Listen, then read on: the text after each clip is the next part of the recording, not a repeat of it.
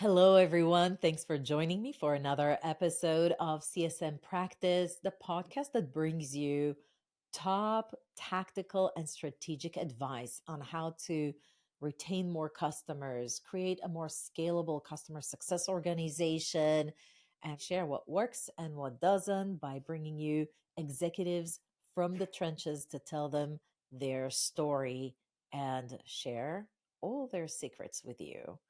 And if this session is not enough and you wanted to dive more, you're always welcome to join the Customer Method, which is a mastermind for business executives just like you, for entrepreneurs and founders of small businesses that wants to embrace and build best-in-class customer success programs. And with that, I want to welcome Jen Jackson. Thank you for coming on the show. Hi, thanks for having me. I'm excited to join.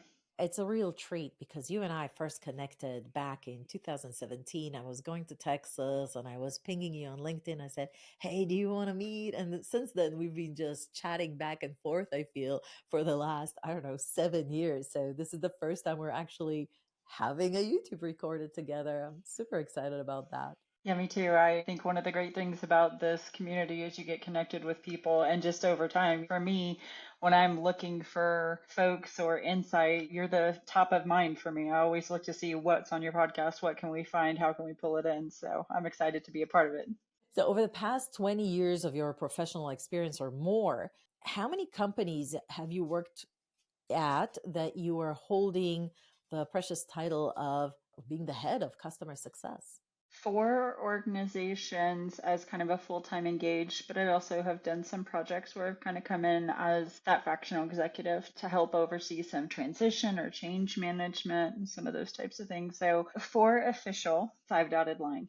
So, needless to say, you have a lot of experience, but we're just going to talk about one of those four. Can you tell me a little bit about that one scenario that you wanted to share with our audience where you actually had a big impact? We're going to unfold what it was, but maybe you could tell us a little bit of context about what was this company like? What customers did you work with? And what kind of problems did you help those customers solve? We had a subset of customers, long tenured customers, and the data wasn't where it needed to be for us to make the decisions that we needed to, and for our customer success organization to have the visibility that they needed to. And as we all know, if you don't have good data, it makes it hard to effectively manage a business. And so this was a part of a transition business. And so the data that we were given, I think step one for us is we need to validate the data and establish who are our customers, what's important to them, what product are they using. And so we had to very early in dig into a project that had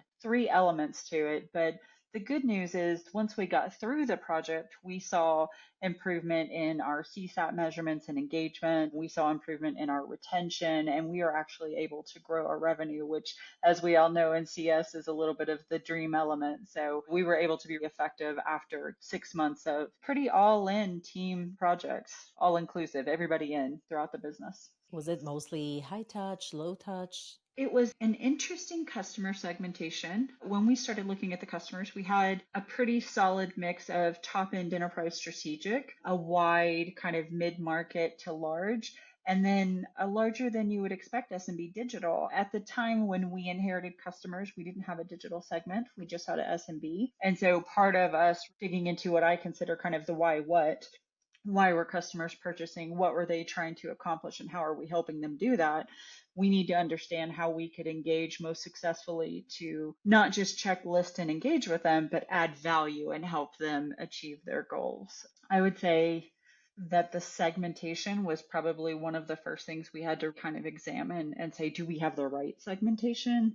Do we need to make changes? And then once we do that first layer, what's the engagement model for those segments so that we could understand kind of a framework when we're starting to put some of these things together. Would you say that the customer base was very large, very small? Was this an established company? So it was an established product, but a new tenured company. The product was a part of transition.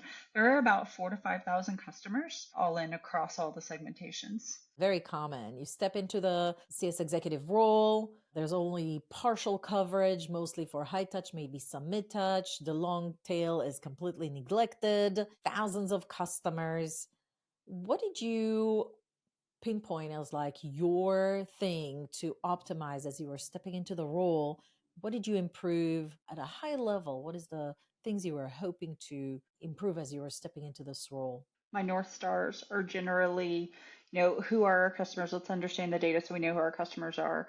And then obviously the retention and the churn element of it. We want to make sure that if we have churn in a specific segment, we need to probably focus on that segment and dig into a little bit, why are we seeing that? How are they using the product? For the larger customers, you tend to, as a nature, gravitate to or put more investment in supporting those customers. Even though the data is a bit more ambiguous, you're at least engaging with that customer on a regular basis. What we see, it's not uncommon for folks in my position, is sometimes we see those lower economic customers where value the product, absolutely need the product. They don't have the economical spend that some of the other ones do to have the influence to get some of the engagement that they need. And so one of the things that I wanted to do is look at where our churn was based on the data provided, do a little bit of validation, but dig into that a bit deeper to say, why are these churning? Are we not onboarding them? Is the stickiness, are we missing that in the first? Is the product complex for them to use for their use case? Are we not reaching the right personas within the business to help them be successful? And so by getting to dig into the segmentation a little bit and understanding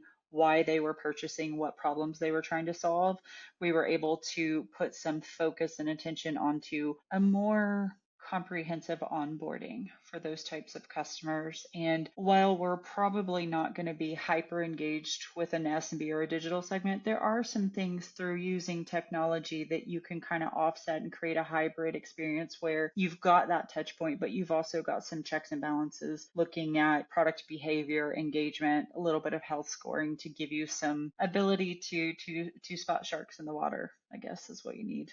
You're stepping into the role, and some of the things that you wanted to implement is a churn analysis and a better vehicle to detect churn risk early for all segments.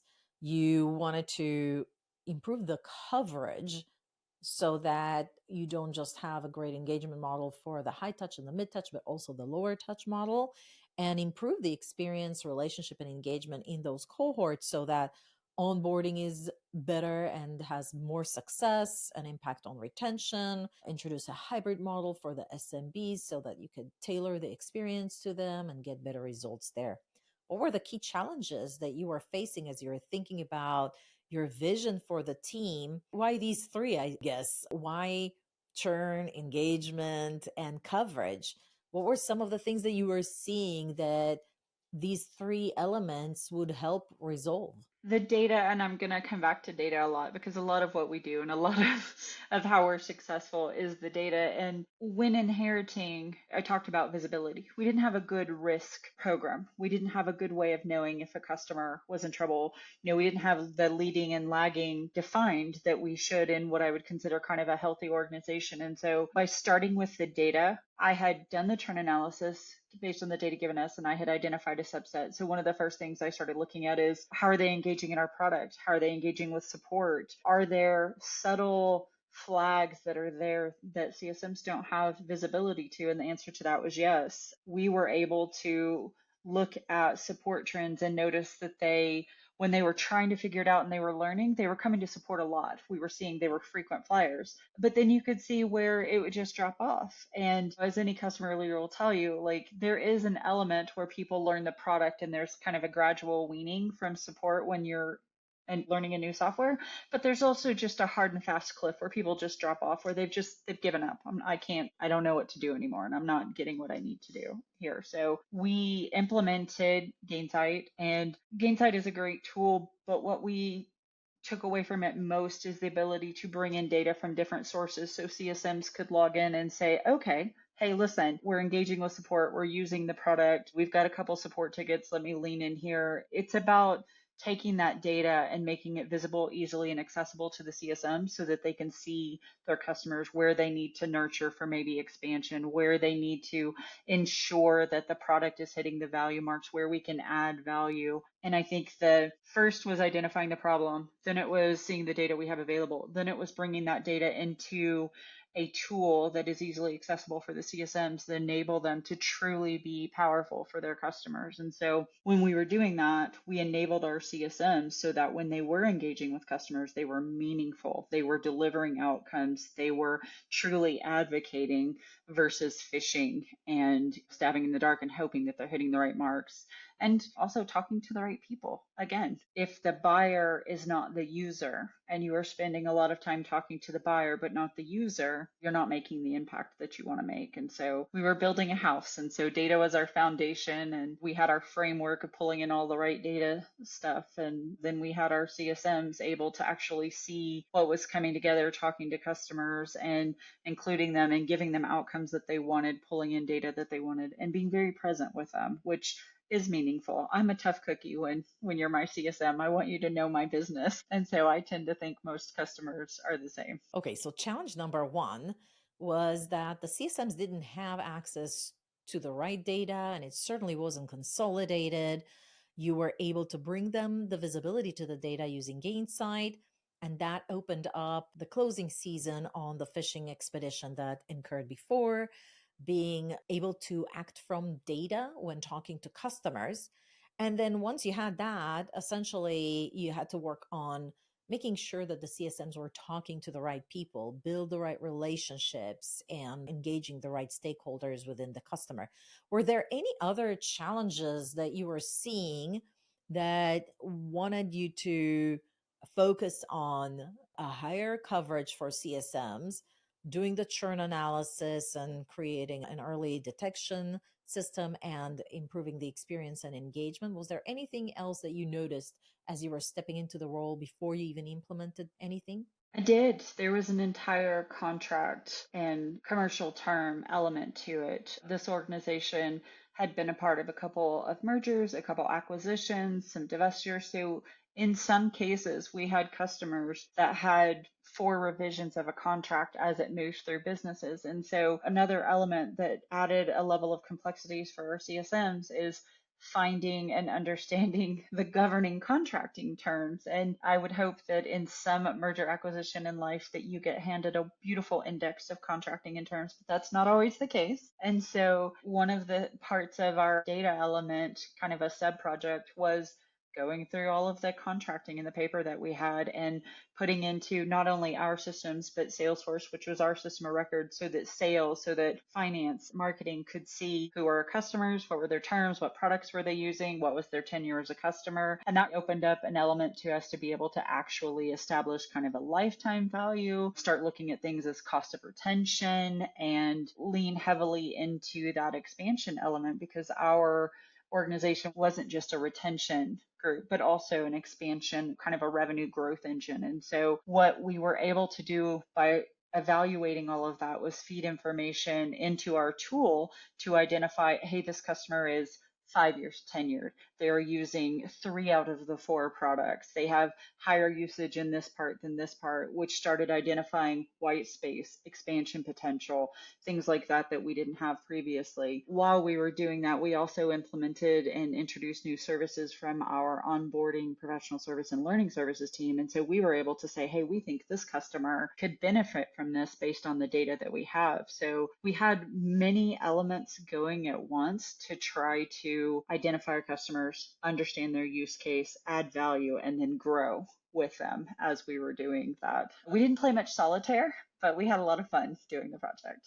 Yeah, honestly, the more you talk, the more overwhelmed I get. That sounds like a lot of work. I really hope you had the resources to pull this off. I mean, did you end up creating a CS ops team, or you lean hard on IT, or kind of both? I started with bringing an ops person in that had worked with me previously, who spoke my language, knew my brain and kind of my thought process. So she was able to dive into the deep end with me. But so I brought in an ops person. My span of control was the all customer facing teams post sales. And so I brought her in to kind of support that as well. And so while we had a lot to do. I had a strong layer of leaders. I had an ops person. So we very much kind of put everything on the table and said, okay, I'll lead this, and kind of program managed ourselves. So I was very lucky and fortunate that I had a strong team of leaders and ops persons with me so that we could do that. Our business operation folks partnered with us, and we also worked with kind of marketing ops and sales ops. This is one of those projects you don't do in a silo. It's every part of the business has skin in the game. And we were fortunate in that we were all like-minded in that we wanted to know who our customers were. We wanted to establish baselines. We wanted clean data end to end. It feeds everything, our financial plan, what engineering fixes, what product innovates on, how our sales and marketing talk to our existing customers and growth opportunities. And every company is always evaluating their ideal customer profile. And when your sales and marketing leaders are working closely with your customer leaders, they get an understanding of the product was written to do this, but we have some innovative customers who have done this, this, and this, and we maybe haven't thought of that use case. And so it was one of the better opportunities that I've been a part of because everybody just wanted to do good. And it was a customer first mindset within the entire business, which isn't always the case. And so it made that project so much easier. I wanted to ask you if anybody pushed back, but it almost sounds like even during your interview process, it was very clear that the company was ready for this change. It was ready for this project, or did you actually had to sell them on it first? Was brought in as they were bringing in a team to handle this transition. And so I think we were all very like, this is roll your sleeves up. We're going to be busy for the next 6 months. This is high growth potential. Yeah. And yeah, Yeah, nobody pushed back on getting Gainsight or a CSP for that matter. no, gosh. They needed everybody to collaborate to get the data in. The CEO was completely bought in. It's fortunate in that our board members are a part of a private equity group that partners very closely with the CSB and so sees the value of it within their portfolio. So we had buy-in there. And then we also had a CFO who had been at two other organizations that saw the value of it and truly understood the value of the customer organization, where so many times it's sell it, build it, sell it, build it. The CFO was like on board with cool, we can sell and build, but if we don't retain, if we don't invest, if we don't nurture and grow, this is going to be expensive for us. And that is a rarity, I will tell you. But he was a phenomenal partner. We talked about implementing a CSP and how that helped to just consolidate data, getting visibility, getting actionable insights, not just to your team, but cross functional teams and getting that integrated with Salesforce. All of a sudden, there's lots of insights that nobody ever dreamed about before. Obviously, it had a data integrity project to go along with it, collaborating with IT. And you mentioned your analysts that you brought into the CS Ops team. There was another thing that we talked about at the beginning of the conversation, which was you had a vision for not just taking care of the high touch team, but expand the coverage to all customers. You had 4 or 5,000 customers. SMBs did not have an engagement model when you came in. And so tell me a little bit about what you've done for customer segmentation and developing a more comprehensive engagement model strategy. For our SMB and kind of lower spend customers, what we found is they were actually higher need, engaging more. If I look at my kind of cost to retain, it was higher and their spend was lower. And so one of the first things I wanted to dig into was understanding why are they reaching out? Like, so when we did the study, we did two things. We followed a customer who was self-implementing, and then we followed a customer through the sales cycle that we did an implementation with them. And we did what evolved into a digital implementation, but at the time we were piloting as kind of light touch, which is we looked at their use case and why they purchased, and we created and curated kind of some content and path for them to follow to get them where we knew they needed to be with critical mass. And so we followed these two customers for the first 41 days from signature to where they got at kind of 41 mark. And we noticed that the folks that we had curated the content for and created kind of a guide path for had 14% more engagement than that implemented themselves. And so we thought, okay, so we know that we've got something happening in implementation. We also looked at customers in these segments that we defined. How often are they engaging with support and why are they engaging with support? What questions are they asking? Is it, I need to know how to do a thing, I can't figure it out, the knowledge isn't there for me, or is it kind of use case related? In looking at that, we found we had some gaps in documentation for specific, as any customer organization, like you're never done, you're always evolving developing there. So I took those two elements and kind of put some things together on that path. But when I looked at the customer success part of it, I found that those customers, just due to the initial process had, didn't understand what their customer success person was there for them, and so weren't engaging with their customer success at all. So our CSMs, we had a great handoff process. They would reach out, here your resource, access support, like I'm here for you. And we found that initially it was just an email with no kind of further prompting saying, hey, do you want to do a 30-minute setup? Do you want to have some conversation? It was just, here are some resources. And customers were just like, thanks, never used them. We changed that model a little bit to a little bit more proactive. So when we closed the contract, we would schedule a meeting, an introduction with the CSM, 15, 30-minute, very quick introduction. Here's how I can do that. And then we created touch points that said, hey, here's some homework. In the next 14 days, work on these things, and I'm going to check in on you here if you'd like to have a call. Like, so we started creating kind of a framework to not be super engaged, but to help them through that transition. And then we also created a value statement that says, here are the things that I can do for you. Should you be confused about your invoice? Should ticket not be getting the response you need? Do you just have a question in general and you don't know where to go? I'm the person.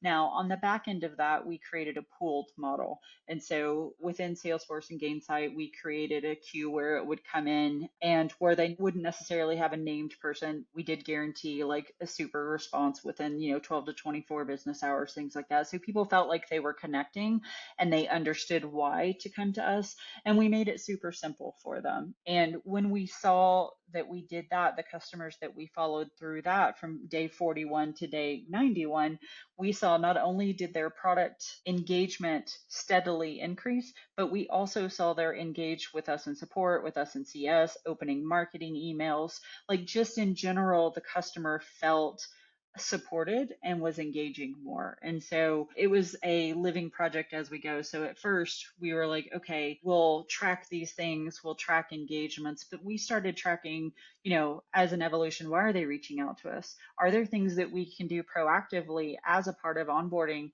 Not to say that I want to deflect engagement, but there are those who want to solve things for themselves. So let's create an element that if I'm a self-learner, I know where to go for this. So we created a space in our university for first 10 days, goal-oriented, persona-oriented, like, what are you trying to do? So if I was an HR professional, I could go in and say, hey, I'm trying to assign something to a person. And then there's a space that we could go there. So we just started tweaking and getting more into why were people coming to us, how can we help them be successful from the beginning.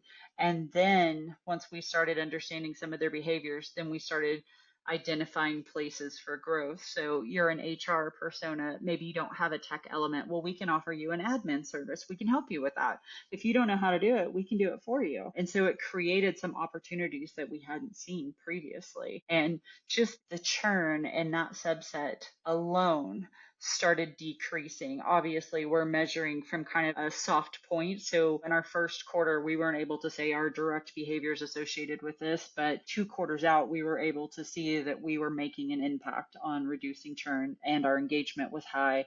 Our CSAT scores, not only in support, but just engagement, were raising. And when we did NPS, we actually got a substantive response from that segment specifically, which is generally not the case.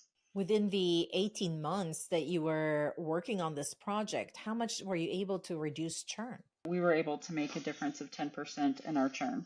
We believe we saw some elements in Q1, but we weren't able to capture it quantitatively. But for the cohort that we were tracking at the end of Q2, we were able to see 8% difference. And so it was big. It was very impactful, to the point that we started kind of doubting ourselves, like, are we measuring this correctly? Are we looking at the right things? But we tracked it all the way through. I think we were able to track it for 3 full quarters at the end of year 1. What about So. CSAT or customer satisfaction or NPS? The CSAT was great. We inherited a CSAT challenge, and we were able to end year 1 at CSAT of 96, which was a significant change for us. Like, we had a couple different data points from the data we were initially given, but we believe that the CSAT was in the upper 80s, and so we believe that to be a pretty substantive increase. 15, 20% increase.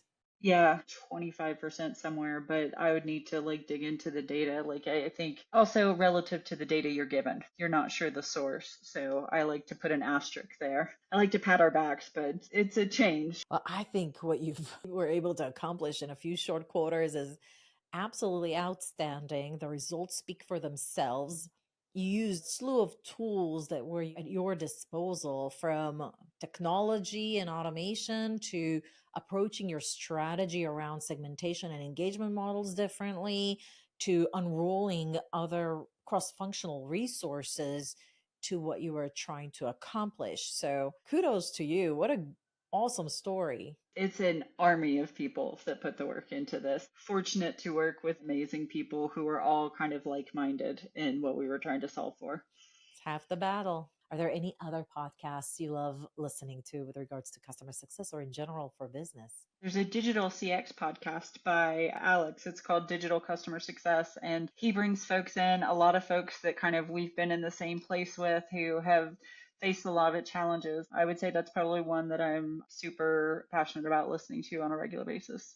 Well, thank you so much, Jen Jackson. I really appreciate every time somebody like you comes in and just says, "Oh, this is what it takes to make a difference," and unfolds it and give us so many colors so that we understand what was going on and take some of it home to try out in our own practices. I think what resonated the most for me, and I was like, I don't do that with my customer success program. As you know, I do a customer success strategy coaching program for business executives and entrepreneurs. And I was thinking, wow, she has a 40-day email sequence and quick wins. That's such a brilliant move. I'm going to try it on my program as well. You have to measure like your impact quick so you can keep the investment of the people that support you. Easy to say, hard to do, because what do you pick and what's the right cadence without overwhelming them so that they just unsubscribe from your emails and then you can never email them back. So I think there's like a fine art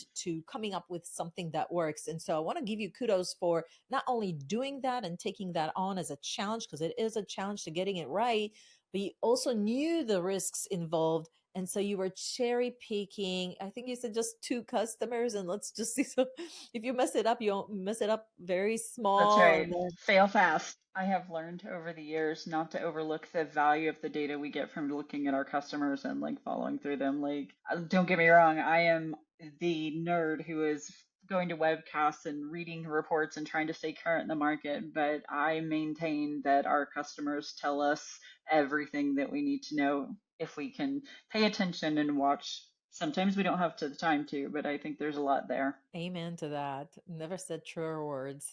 I guess with that, it's a wrap.